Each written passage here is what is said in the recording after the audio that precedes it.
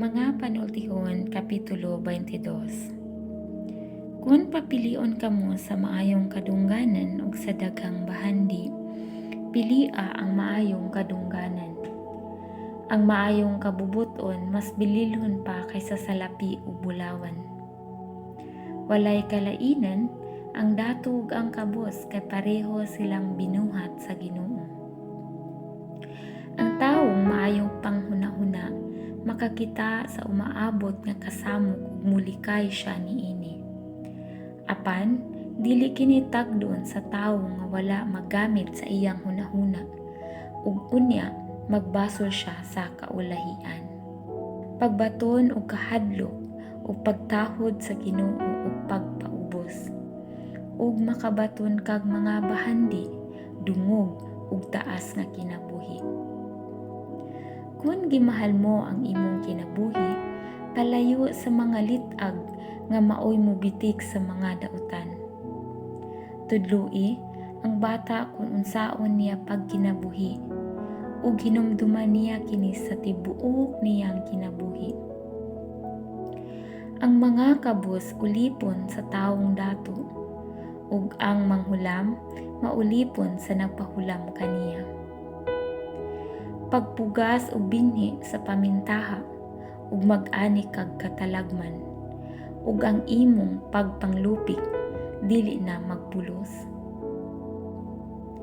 Pag mahinatagon ug pambita sa imong pagkaon ang mga kabus ug panalanginan ka tungod niini.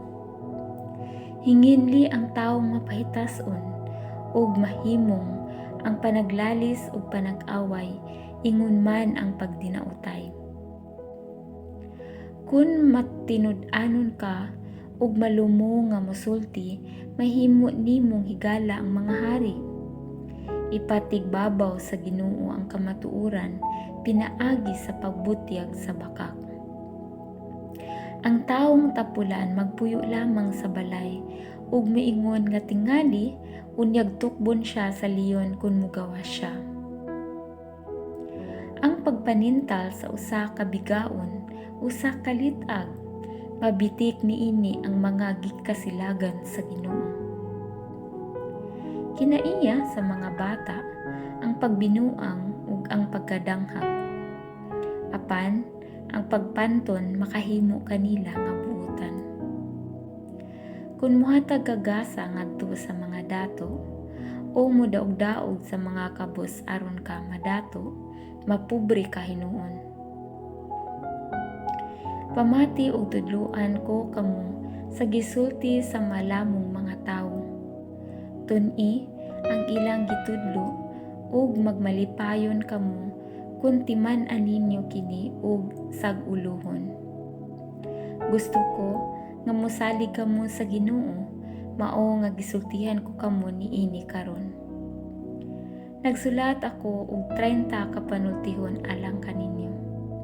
Puno kini sa kahibalo ug maayong mga tambag, ug pinaagi niini mahibalo kamo kung unsa gayud ang matarong ug matuod aron madala ninyo ang hustong tubag ngadto sa nagsugo kaninyo. Ayaw pamintaha sa taong kabus abi kay kabus man siya, ug ayaw yataki ang katungod sa tawo nga wala gayoy mahimo diha sa hukmanan. Kay ang Ginoo maoy mubarog nga manlalaban nila o musuklig kadaot sa nagpahamtang kanila kadaot. Ayaw pagpakihigala sa tawo nga init ug ulo ug daling masuko.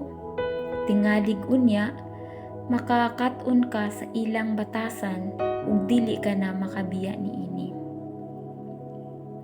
Ayaw panaad nga ikaw maoy mo garantiya sa mga utang sa laing tawo, kay kung dili ka makabayad, imbarguhon nila bisan pa ang imong higdaanan.